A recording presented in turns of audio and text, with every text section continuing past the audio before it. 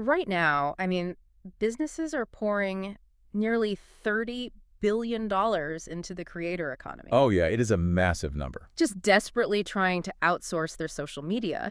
And according to the operational data we are looking at today, well, a massive percentage of those businesses might as well be tossing that budget directly into an incinerator. Pretty much, Yeah. because they're buying tasks instead of buying results. Exactly. So, welcome to the deep dive. We are talking directly to you today, the business owners, the marketing directors, the strategists who are trying to navigate The this. ultimate paradox, right? Yeah, getting your social media, quote unquote, done for you without losing your unique brand voice and without creating this massive operational bottleneck. The friction in that paradox is just incredibly high. I mean, you are essentially handing over the public interface of your company to a third party, Right. whether that is a human freelancer, an expensive agency, or an algorithmic AI tool. Right. And you're expecting them to just inherently understand your market positioning. Like they're just going to magically know your competitive moats. Exactly. And the specific nuances of your buyer personas. Mhm. It is an operational nightmare if it's not architected correctly from day one. And to help us architect that system today, we're unpacking this incredibly dense, highly tactical guide from the Whoop social blog. Yeah, this isn't just theoretical whiteboard marketing. No, not at all. The author is Frank Heidenreich, and he's a chief marketing officer with over 14 years of hands-on experience. Scaling organic social strategies across hundreds of companies. Globally, yeah. He has been in the Mhm. trenches. He's seen where the dependencies break. So our mission today is to extract his framework for outsourcing content so you can build an engine that actually drives revenue. Okay, let's unpack this. Let's do it. The core dysfunction, as Frank points out right away, is how the industry views the concept of done for you. Most people treat it like flipping a master breaker switch. Right, like it's a binary state. Exactly. It's either entirely in-house or it is entirely out of sight, out of mind. And that premise, that binary thinking, is the foundational error that leads to that $30 billion in wasted spend.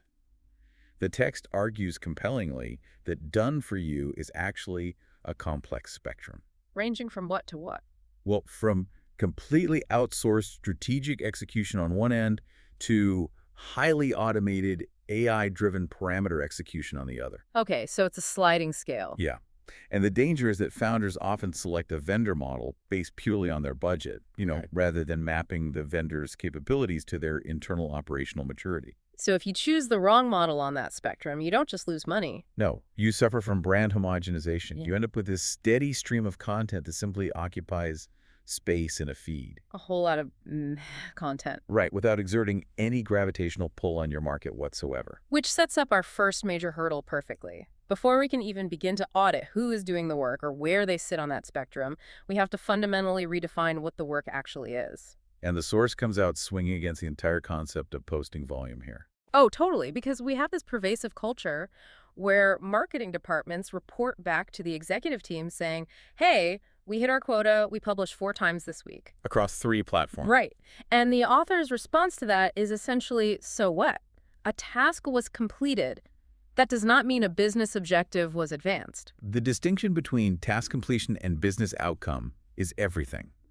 It's the dividing line between treating social media as a cost center versus treating it as an active revenue driver. So let's talk about vanity metrics. Yeah, the text highlights the insidious nature of vanity metrics here, and we really need to look at this beyond the surface level. Because it's not just that vanity metrics like raw follower counts or superficial likes are meaningless. What's fascinating here is that optimizing an outsourced agency for vanity metrics actually damages your algorithmic footprint.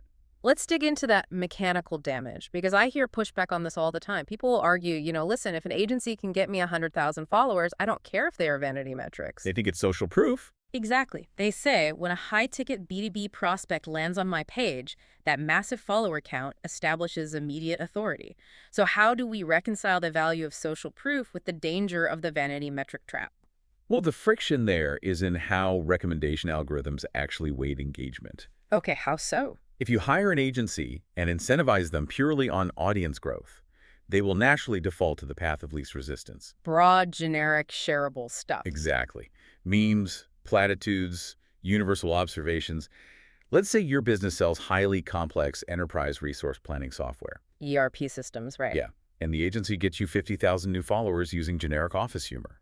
Your social proof looks great. But then what happens? But when you eventually post a deeply technical case study about ERP integration, the post designed to actually capture demand tout, those 50,000 generic followers will scroll right past it. Oh, wow. So the algorithm sees a massive audience ignoring your core content. Right, it calculates a terrible engagement rate and immediately suppresses the reach of that post. You have effectively trained the algorithm to hide your most valuable assets. That is a brutal systemic consequence. It's like opening a giant flagship store where thousands of people walk in just to look at the lights, but no one actually buys anything. You are essentially paying an agency to actively degrade your ability to reach your actual buyers. You're just filling your database with unqualified noise. So the text introduces a constraint-based solution to this, which it calls the 90-day framework. And the directive is almost painfully simple. Right. You're allowed to pick one specific business result for the next 90 days, and you must assign a tangible volume to it. The discipline required to implement that constraint is really significant because instead of asking a vendor for, quote, growth, you are defining the exact conversion mechanism. So what would be a good example of that? You might stipulate a goal of generating 20 inbound direct messages per week asking for a pricing sheet. Or capturing 60 email opt-ins per month for a white paper. Yeah, or driving a measurable 15% lift in branded search queries. That indicates your social content is creating enough off-platform curiosity that prospects are actively searching for you on Google. So the moment you change the prompt from make us go viral to drive 4 scheduled discovery calls a week, the entire operational relationship with the vendor shifts. You are no longer evaluating their ability to entertain. You are evaluating their ability to persuade. But here is the friction I see with implementing this for a small or medium-sized business. There's this overwhelming urge to maintain control over the persuasion aspect. Of course there is. The text introduces a guiding principle here. Outsource the bottlenecks, but fiercely protect your differentiators. Where does the data suggest we draw that line in a daily workflow? The bottleneck is almost always the raw mechanical execution. Like formatting and scheduling. Exactly. Formatting the assets, the platform-specific copywriting, monitoring the API connections, those are highly commoditized tasks. They don't require your unique industry IP. Right. You shed those. What you protect your differentiator is the strategic oversight and the final quality assurance. Because the nuance of your market positioning can't be entirely transferred. Exactly. Small businesses build trust through highly specific, idiosyncratic expertise. If you fully abdicate the approval process to a vendor optimized for volume, you strip the idiosyncrasy right out of your brand. Which brings us to the actual mechanisms of execution. We have defined the 90-day goal. We know we are outsourcing the mechanics and keeping the final approval. Now we have to navigate that done-for-you spectrum we mentioned earlier. The what to the who. The source breaks this down into 4 distinct implementation paths, the 4 horsemen of outsourcing. And we should look at these as distinct operational architectures. Each has its own hidden dependencies and taxes. I love this analogy we were talking about earlier. It's like choosing how to eat, buying groceries, getting a meal kit delivery, going to a fancy slow restaurant, or using a smart microwave. Let's look at the first model, the groceries, the freelancer. Abstracting the freelancer model to a systems level, it is very much like running a single-threaded application. Okay, meaning what? It is incredibly efficient for specific, linear tasks. The text notes that a freelancer is highly effective for localized copywriting and design, assuming they are fed a robust, continuous brief. The quality can be exceptionally high because the feedback loop is super tight. But the operational tax there is the lack of strategic scaffolding. The freelancer is not going to architect that 90-day framework for you. They just execute the code you write. Right. If you fail to provide the strategic brief on Monday morning, the output on Tuesday is 0. And beyond the strategic burden, you have a massive single point of failure risk. If that individual quits, takes another contract, gets sick, your entire content engine experiences a hard crash. You have 0 redundancy. Which naturally drives the market toward the second architecture. Subscription done for you services, the meal kit delivery. Yeah, these models evolved specifically to solve the redundancy and consistency problems of the freelancer. You pay a recurring fee, and the platform guarantees a set volume of deliverables every month. Regardless of individual personnel shifts. It's the multi-tenant SaaS model of content creation. You get incredible uptime. The process is streamlined. But the friction with the subscription model as the source heavily emphasizes, is the homogenization tax. Because they're optimizing for output. Exactly. Their internal margins rely on volume and extreme operational efficiency, so they have to sacrifice deep brand insight. The author uses the phrase blandtastic to describe the inevitable result here, right? Yeah, blandtastic. Unless the client provides an overwhelming amount of raw material and aggressive feedback, the subscription service will default to the mean. They will produce content that is technically proficient but completely devoid of edge. It offends no one, and therefore it persuades no one. So if a company realizes they are losing their edge with a subscription service, the traditional reflex is to move upmarket to the third model, the fancy restaurant, the agency. This is where you are paying for full-stack thinking. Right. They handle the business alignment, the stakeholder management, the custom asset creation. But let's talk about the reality of the agency model, because the text points out a fascinating paradox regarding their output quality. The paradox is that despite the premium price tag, agency content often suffers from a different flavor of homogenization. Interesting. It's not optimized for output like a subscription service. No, rather it is sterilized by committee.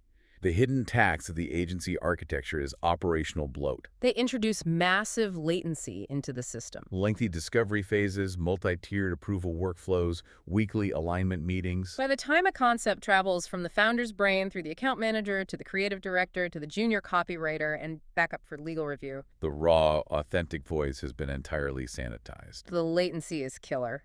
If you are trying to capitalize on a shift in your market and your agency takes 3 weeks to traffic a copy change, you have lost the window. Which leads us to the fourth model, the smart microwave, the one completely disrupting the space, AI automation. Specifically, platforms like what Whoop Social is building. Yeah, AI automation operates like integrating a massive open-source language model directly into your workflow. The advantages are speed, infinite scale, and pulling drafts straight from a website. But the critical operational vulnerability, which the text stresses heavily, is the lack of out-of-the-box judgment. Right.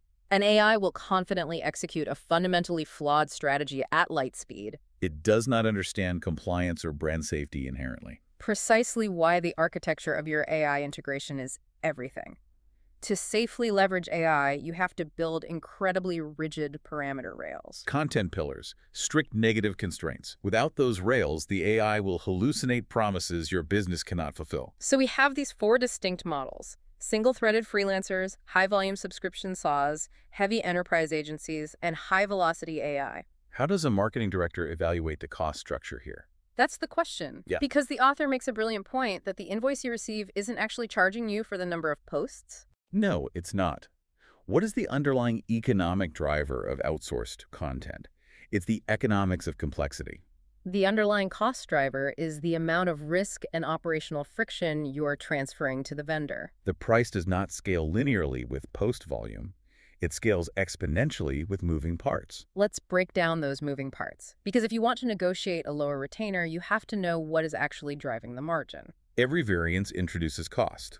If you are targeting 3 different buyer personas instead of 1, the vendor has to maintain 3 distinct strategic frameworks. Or if you demand presence on 4 platforms. They have to navigate 4 different API constraints and aspect ratios. But the most expensive variable, according to the text, is the internal approval matrix. Oh, absolutely. If your organization requires the marketing manager, the VP of sales, and the legal department to all sign off on a Tuesday morning LinkedIn post, The vendor has to price in the massive management time required to chase those approvals and reconcile conflicting feedback. complexity is the enemy of ROI. If you want high-velocity, affordable outsourcing, you have to ruthlessly prune the moving parts. Which brings us to arguably the most difficult part of this entire process. Regardless of whether you are feeding parameters to an AI or briefing an expensive agency, how do you operationalize your brand's specific quote-unquote vibe? Because the fear of sounding like a corporate robot is what paralyzes most founders. Exactly. The text calls this the acid test of done-for-you systems. You must provide input that conveys your voice and positioning as clearly as a logo. And the historical approach to this has been the comprehensive brand guideline document. The dreaded 2-page or 20-page PDF filled with adjectives. We are synergistic, we are forward-leaning, we are authentic yet professional. And the source is brutally honest about the operational reality of those documents. No one reads them. They are completely useless to the person or the machine actually doing the work. Why do they fail so badly? They fail because they rely on positive abstraction. Telling a copywriter or an AI model to be innovative provides zero mechanical direction. It is an empty vessel. Here's where it gets really interesting. This is where the author introduces a profoundly effective operational pivot: the contrast method. It is the surprising secret that brand voice is faster to clone through contrasts than descriptions. The psychological reality of both human writers and AI models is that it is exponentially faster to define a voice through negative constraints. It's so much easier for a busy person to say, I never sound like this, but I always sound like that. Explain the mechanics of why that works so well. Well, it functions by establishing hard, non-negotiable boundaries. Right. Instead of asking a vendor to interpret what friendly means, you provide a binary contrast statement. For example, we never use aggressive, direct response scarcity tactics. We always use data-backed educational framing. Or we never use corporate jargon like synergize or optimize. We always use plain-spoken conversational language. It eliminates the guesswork. You are building a fenced yard instead of giving them a compass in an open desert. And this methodology directly translates to the concept of negative prompting when configuring AI automation. AI models are highly responsive to exclusion rules, right? Extremely. When you build a rigorous do not say list, you dramatically reduce the variance in the output. This is not just a stylistic preference. It is an absolute operational necessity for companies in regulated environments like finance, healthcare, or SaaS data security. The source mentions the concept of compliance momentum loss. Right. That is the friction that occurs when a vendor submits a technically brilliant piece of content, but it includes a phrasing that triggers a legal review. It gets kicked back, the vendor has to rewrite, legal reviews it again.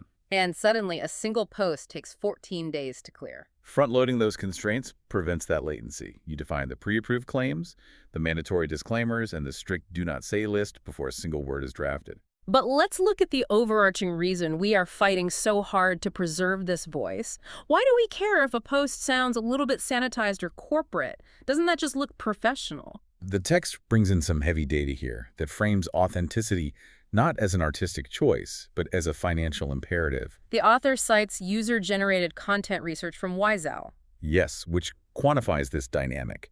Consumers are 2.4 times more likely to view user-generated content. Content that feels raw, unfiltered, and human. As authentic compared to polished brand-created content. 2.4 times. That is a massive trust deficit for traditional corporate marketing. The bar for credibility has completely inverted. It is no longer high production value.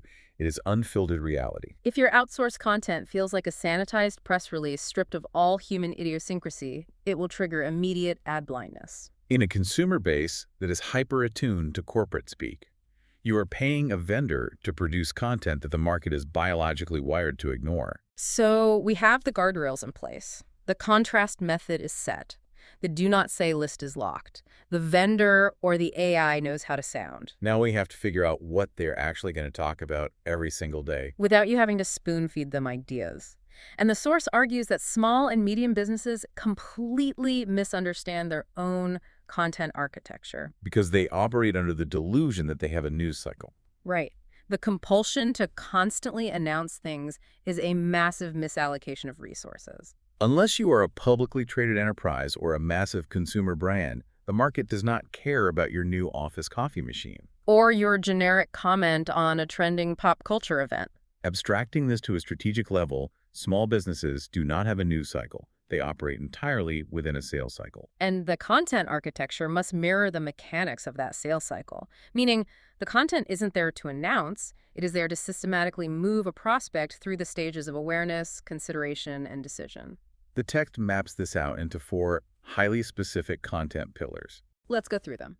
The first pillar is top-of-funnel mitigation, answering the questions customers have before buying. This requires auditing your CRM or your actual sales calls. What are the 3 questions every single prospect asks during the first 10 minutes of a discovery call? You take those questions, pricing models, integration timelines, required resources, and you operationalize them into continuous social content. You are effectively using social media to pre-qualify leads and reduce the friction on your actual sales team. The second pillar is tackling the objections that stall deals. And this requires a level of transparency that makes a lot of founders uncomfortable. Oh, it requires confronting the elephant in the room.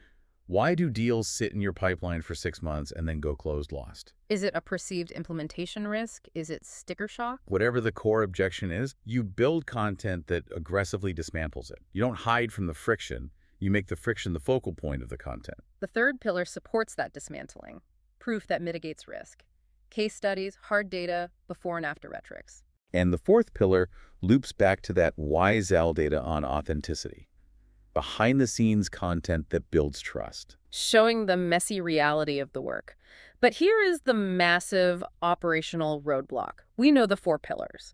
But how does a vendor or an AI actually get the raw material to build those pillars? Without demanding 10 hours a week from the founder's schedule. Right? Exactly.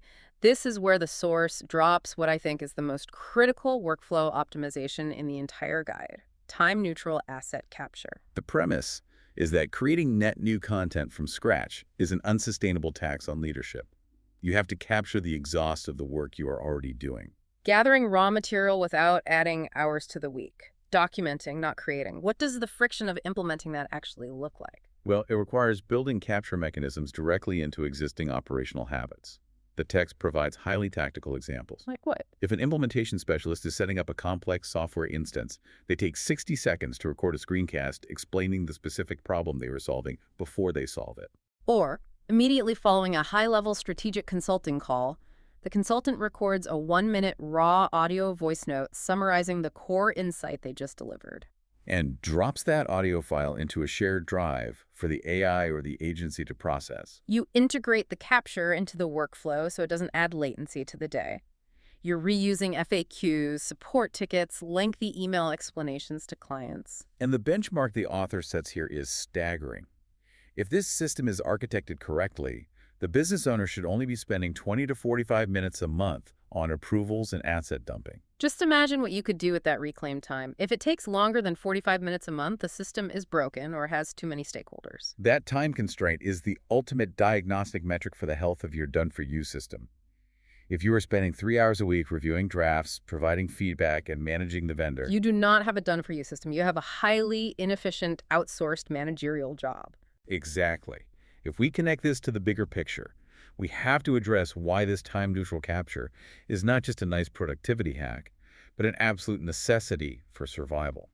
The source drops another major data point here regarding the format of the content itself. Citing YZAL's 2026 statistics, 69% of video marketers have created social media videos. So the systemic shift here is that video is no longer a premium format reserved for major campaigns. It's a baseline expectation. The platform's algorithms have heavily weighted video to the point where it is a baseline requirement for baseline reach. And the production friction of video is significantly higher than text. If you do not have a time-neutral system for capturing raw video assets, if you are trying to script, light, and produce every single clip as a standalone project with an agency, your margins will collapse, and you will be completely outpublished by competitors who are simply hitting record on their phones during their normal workday. Which brings us to the final and most crucial phase of the operational loop: quality control, testing, and measurement. You have the content engine running. The AI or the vendor is producing assets based on your time-neutral capture. How do you rigorously audit the output? To ensure it is actually driving the 90-day business result we established at the beginning. Right. We need an evaluation framework that doesn't require a master's degree in data analytics. The text provides a 5-point pre-publishing checklist. Let's debate the friction of actually enforcing this checklist with an external partner. Point 1. Is it on brand? We covered this with the contrast method, but point 2 introduces a brutal constraint. Is the copy concise? Can the value be absorbed in 3 seconds? Enforcing a 3-second absorption rule is incredibly difficult because most agencies and B2B founders have an inherent bias toward over-explaining. They want to provide all the context up front. Mm-hmm. But algorithmic reality dictates that if the core value proposition is buried in the second paragraph, the scroll velocity of the user will bypass it entirely. You have to train your vendor to lead with the exact point of highest leverage, which ties directly into point 3. Is the lead compelling? If the hook doesn't immediately disrupt the user's scroll pattern, the rest of the asset is irrelevant. Point 4. Does the CTA align with the offers? Are we actually asking them to take an action that maps to our sales cycle? And point 5. Does it feel native to the platform? The friction on point 5 usually comes from asset repurposing, right? Oh, all the time. Well, A vendor will take a dense horizontal slide deck designed for a webinar and simply slice it into vertical images for a social feed. the user interface of the platform immediately flags it as non-native corporate content. And the user ignores it. The asset has to look and feel like it was natively authored within the specific platform's environment. So assuming the content passes the checklist and goes live, we have to measure the response. I love the concept of paying for results instead of shine. The text introduces the SMB yardstick for measurement. It's a specific diagnostic tool for small and medium businesses. The yardstick requires evaluating the content against a very tight temporal window, 7 to 14 days. If a top-performing piece of content does not generate inbound intent signals within that 2-week window, it is fundamentally disconnected from your customer journey. Let's talk about the algorithmic weight of those intent signals, because we know we aren't looking at passive likes. What constitutes a high-leverage intent signal in this framework? We are looking for actions that indicate the user is treating the content as a utility. A save or a bookmark carries massive algorithmic weight. Because it signals the platform that the content has enduring reference value. The user intends to return to it. Deep, specific comments querying your methodology, profile views that lead to link clicks. Or direct messages referencing the specific framework in the post. These are active signals that the content is successfully moving the user down the sales cycle. Now, what happens when a piece of content fails the SMB yardstick?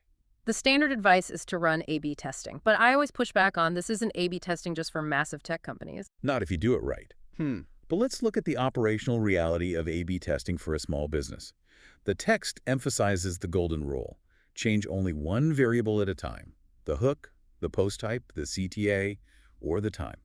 But if you are working with an agency model where it takes 2 weeks to traffic a new asset, achieving statistical significance on an A/B test is practically impossible. The latency of the agency model destroys the velocity required for effective testing. This is where AI automation and highly agile freelancer models have a massive systemic advantage. Because small, frequent bets trump sweeping changes. Exactly. For an SMB, A/B testing is not about achieving rigorous statistical significance across tens of thousands of users. It is about high-velocity directional learning. Turn optimization into a daily operation, not an art form. You need to be able to test the exact same post with a different hook on Tuesday and then test it again as a carousel on Thursday. You are looking for directional indicators of what generates intent signals, not perfect data parity. And once you find that high-converting variable, you operationalize it. Find your bread and butter and template it. You turn it into a rigid template for your vendor or your AI to replicate. You weaponize the successful variables. But the text also provides a critical warning here regarding vendor selection, avoiding content mills. If you are trying to implement this high-velocity, intent-driven system, you have to actively watch out for vendors who operate like mills. What are the specific systemic red flags of a content mill? Because they often disguise themselves as highly efficient subscription services. The red flags are entirely operational. If a vendor bypasses a rigorous discovery phase, meaning they do not invest time in mapping your sales cycle or establishing the contrast method guidelines, they are a mill. If they severely restrict your ability to edit or iterate based on a flimsy initial brief. Or if they rely heavily on generic stock assets without cross-referencing a defined visual constraint document. They're optimizing entirely for their own internal margins, not your business outcomes. You are paying for digital noise. And we have to pull back and look at the macro environment to understand why this level of operational rigor is no longer optional. The expert brings in a massive financial shift occurring in the space. Citing an IAB Creator Economy report, the data reveals that advertising spend has jumped from $13.9 billion in 2021 to an estimated $29.5 billion in 2024. It has more than doubled in 36 months. We are approaching $30 billion. The systemic implication of that capital influx is the complete maturation of the space. ROI is now the ultimate KPI, which is why these strict measurement frameworks are non-negotiable. Outsourced social media is no longer viewed by executive boards as an experimental brand exercise or a peripheral marketing activity. The era of throwing budget at an agency for brand awareness and accepting a PDF report of impressions as proof of work is over. If your done-for-you system cannot mathematically demonstrate how it is capturing demand and driving pipeline velocity, it will be defunded. Which is the ultimate synthesis of Frank Heidenreich's operational framework. Done for you. Social media stops being a gamble when approached as an operational system rather than an art project. Predictability comes from eliminating unknowns, using a strict monthly approval cycle, and treating turnaround time like cash. You eliminate the strategic unknown by anchoring to a single 90-day quantifiable business result. You eliminate the brand voice unknown by implementing the contrast method and hard-coding a do not say list. You eliminate the content ideation unknown by mapping your pillars directly to the friction points in your actual sales cycle. And crucially, you eliminate the operational latency by enforcing time-neutral asset capture and compressing your approval workflows. Platforms like Boop Social show where the industry is heading, automating the grunt work while letting the human retain ultimate control of the tone. You use the machine for velocity, but you guard the human nuance for conversion. So as we close out this deep dive, I want to leave you with a final lingering question to ponder on your own. We have spent an hour dissecting how to map your outsourced content directly to your sales cycle. Building on that concept of the sales cycle. Right. Imagine your entire social media feed suddenly became the only living, breathing sales rep your company had. A ruthless audit of your current output. If they walked into a room with your ideal customer right now, what is the very first thing they would say? Are they going to confidently deconstruct the prospect's deepest implementation fear? Or are they going to recite a generic, sanitized platitude? And more importantly, based on your brand constraints, what is the one thing they would never say? Defining the parameters of that silence is exactly where you begin building a system that converts. Thank you for joining us on this deep dive. Start mapping out your own 90-day metrics, architect your capture workflows, and we will see you next time.